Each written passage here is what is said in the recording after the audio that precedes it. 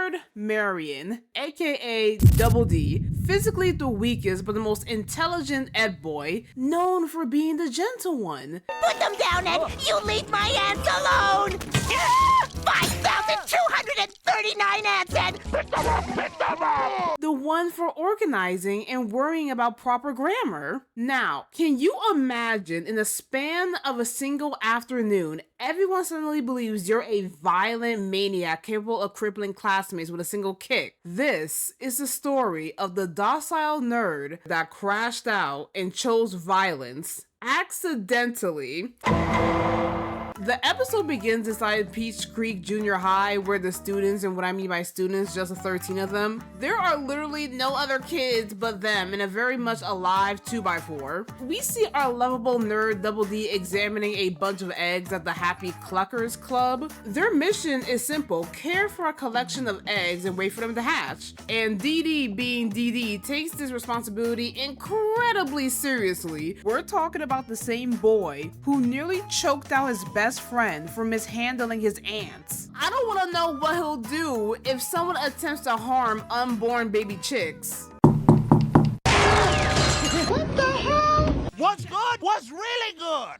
The Canker Sisters. If y'all aren't aware, these trio of deviant, thirsty little girls have a major obsessive fixation on the Eds. Their reputation is so diabolical, it has characters known for putting belts at ducking for cover. They want no type of smoke from these sisters. The moment they pull up in a room, all types of panic erupt. You will think an actual school lockdown was happening. The Cankers announce they're hungry, and for once, not for the Eds, but for some delectable eggs. Cheese on mine. Dee, desperate to save his future chicks, blocks Lee, the head Canker sister in charge, from taking the eggs. He grabs a large, heavy book about bird hatcheries and tosses the entire encyclopedia onto Lee's foot. Look at the faces of Marie and May. They're in utter shock that Double D, the OCD pacifist who can't even toss a ball, not only injured their older sister where her foot swelled to the size of a balloon, but resorted to violence. Even Marie, who's down bad for Double D, was disturbed by his vicious behavior. Double D, being a good-natured boy, tries to apologize, but the Cankers back up in fear. The same Canker sisters who crashed out and destroyed the cul-de-sac for their missing ship in a bottle are retreating? The witnesses of this brutal assault are now afraid of Double D. I don't know why. At least Dee did something to try to stand up to the Kanka sisters. Now all of a sudden, what Double D did was going too far. Now everybody's ganging up against me. For what? But I understand from their perspective. Double D, the weak brainiac who loves sticky notes, has just crippled Lee Canker without hesitation. And just like that, the legend of the Sockhead Slugger begins. In less than a couple of minutes, rumors starts to spread around the school on how Double D, aka D-Block, suplexed Lee Canker through a desk, and now everyone is walking on eggshells. Eddie was eavesdropping on that AB conversation, couldn't believe it. That his best friend with noodle string beam arms put hands on Lee Canker. But Ed, hiding in the locker, warns him not to trigger Double D's bloodlust. Unfortunately, it was too late, as Double D's next victim is Rolf, as he gives him the nastiest roundhouse kick, drop kick, pencil throw 3-piece combo, and I'm just like, damn, what did the son of a shepherd do to make D-Block that mad? That left Rolf with a fractured skull. Oh! How can one who wears a sock on his head do this? I ask you. Somebody! Oh! He needs some milk. He got packed up over a pencil. Dee has now caught 2 bodies, and now the rumors that were just rumors are now real for the whole school to witness. And by the whole school, I just mean the 13 students that go there. Double D is horrified at his act of violence, and just like before, the kids flee in different directions, not wanting to face D-Block's wrath. Eddie, instead of consoling and making his friend feel better about what happened, he saw dollar bills and took Double D's new bully status as an opportunity to make profit. Eddie proves once again he'll throw away his already lack of morals and friendship for some money and a higher rank in the school hierarchy. Sounds like the game Bully. I'm telling you guys, Eddie is the OG hustler. He'll find a will and a way to make some dough, even at the expense of his friends. By lunchtime, the entire school fears Double D, and the stories of what happened to Lee and Rolf are spread around like wildfire. And speaking of the Peach Creek Punisher, he pulls up to the cafeteria with Eddie rolling behind him wearing a greased leather jacket, a wife beater, and his 3 strands of receding hair slicked back. Now Eddie is taking advantage of Dee Dee's negative reputation as a tough guy bully to make the other kids do things for him. No, Sarah, don't! You can't! He's watching! Kill that boy! Kill that boy! Kill that boy! Mental institution. Crazy. Now Double D, why are you giving Sarah the heavy side eye of doom then cheerfully wave at her? That is some hidden psycho behavior. His reputation is beyond terrible that Ed, his day one ride or die best friend, is actively avoiding him. And understand that Dee Dee's body count will rise as no one is safe from him. A fight between Marie and Johnny breaks out as they start arguing about the last piece of blueberry pie as Johnny wanted it for his homie Plank. Double D sees this as a chance to restore peace, but instead he packs up Johnny with an uppercut to the chin, bouncing off Marie through the wall and falling from the 2nd-story window, crashing into the ground. Have I stopped yet? Double D is so mad, he got his girl Marie hosted up by the collar. He gave no types of F's. And of course, Eddie not reading the room hypes up Double D's bully behavior, instigating him and the others to fight. At this point, Double D is desperate. He pleads with everyone. He begs them to understand that everything that has happened is one huge misunderstanding, that he isn't a bully. That title belongs to Jimmy Hopkins. Sarah, you certainly can't believe it. Hold up! Now listen, Ed is known for 3 things. 1, smelling like someone spread booty cheeks that haven't been washed in the last month. His unhealthy obsession for all types of gravy. Is it that time already? Oh, gravy cakes! Yum! Yuck! And 3, the most important one of all, his intense love for his baby sister. When it comes to Sarah, Ed doesn't play about her. When it comes to Sarah's happiness, he becomes her slave. When it comes to Sarah's health, he becomes her caretaker, dropping everything. Sarah's sick? Wait! Big brother's coming, baby sister! So cute! So cute! When it comes to Sarah's safety, you are risking the chances of encountering Ed that had the damn pebble stuck inside his shoe. Ed is a gentle giant that wouldn't harm anyone. He has such an infectious, happy-go-lucky attitude. He sees everyone as a potential friend. And it sucks that he has a spoiled, pampered brat of a sister like Sarah who doesn't even deserve him for real. This is most definitely the saddest moment in the series as Ed not only cuts his friendship with Double D, they scrap. We are friends no more! My mom says I can't be! Jumps when a pretty face thing comes like you! Hello? I can't.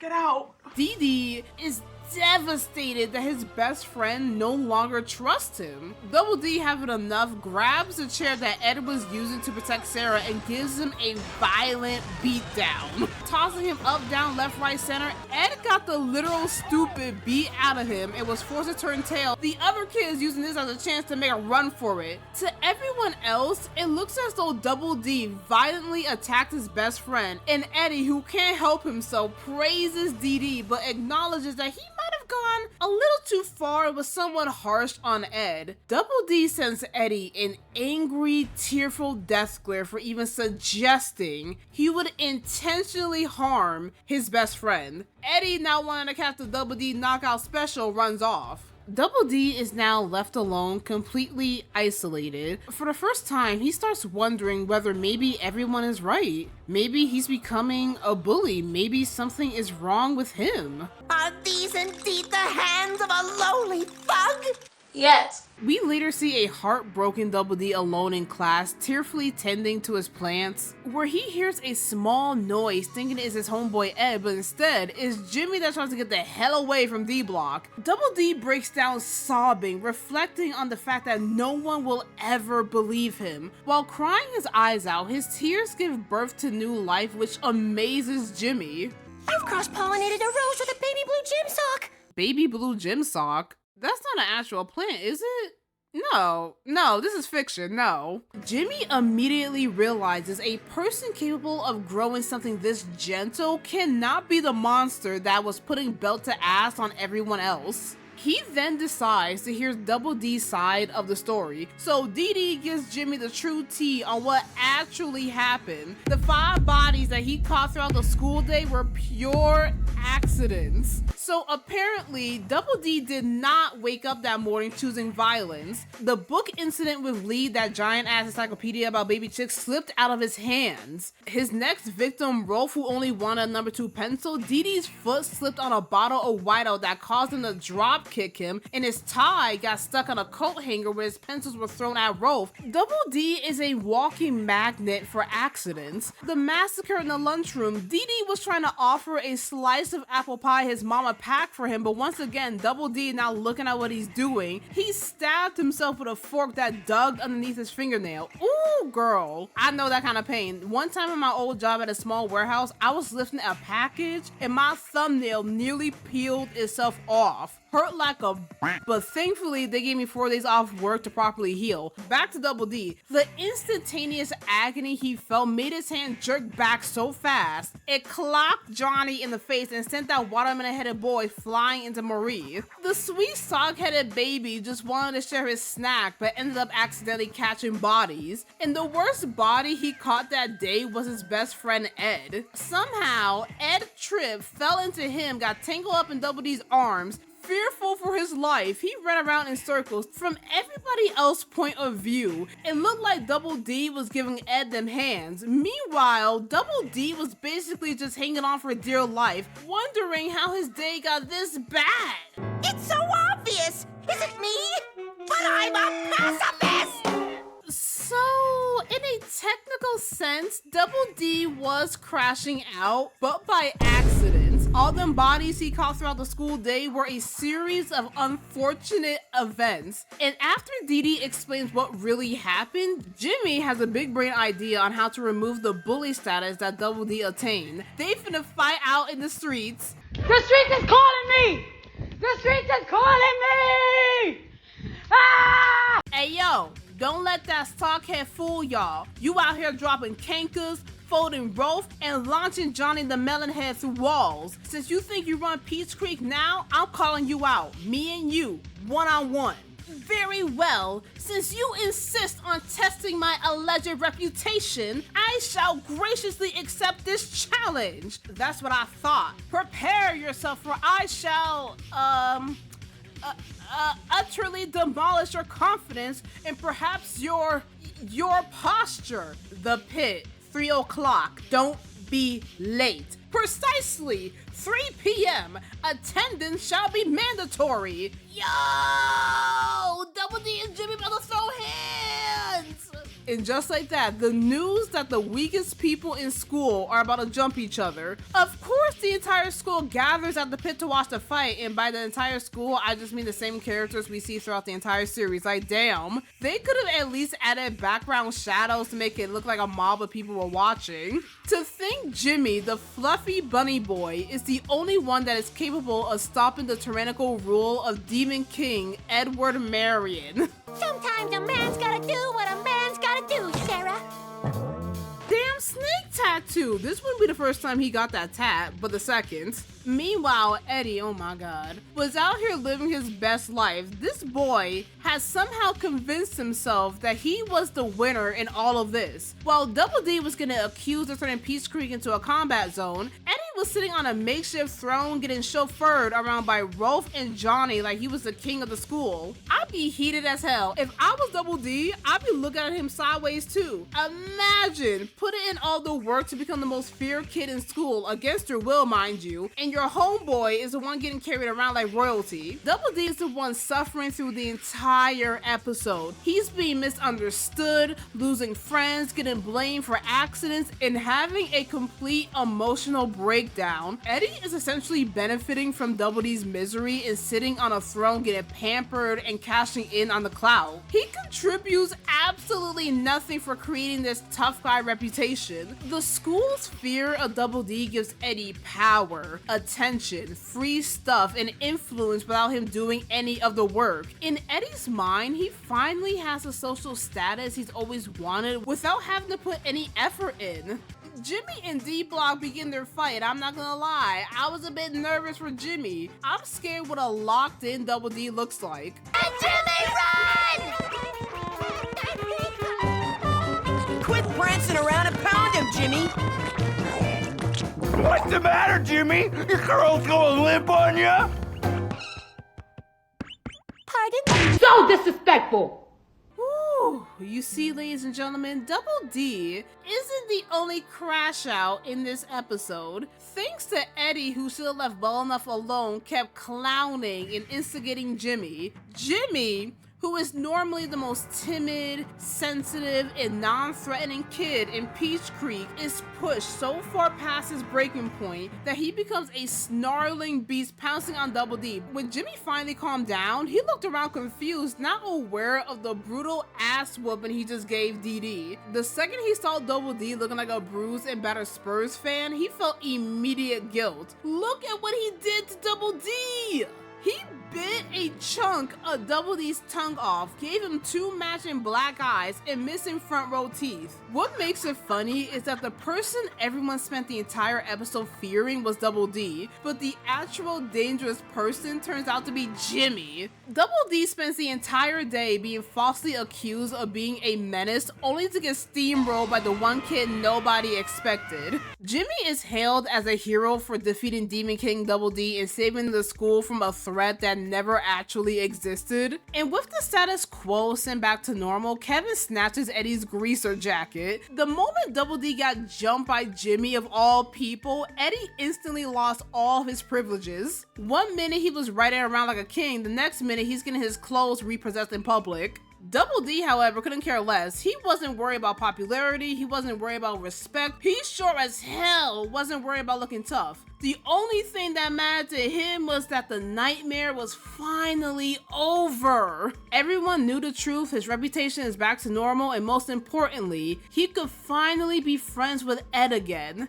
Is it really you?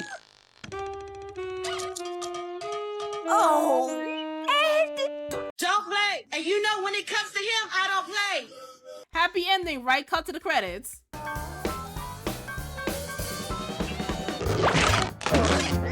You should see the shiner you left on my foot.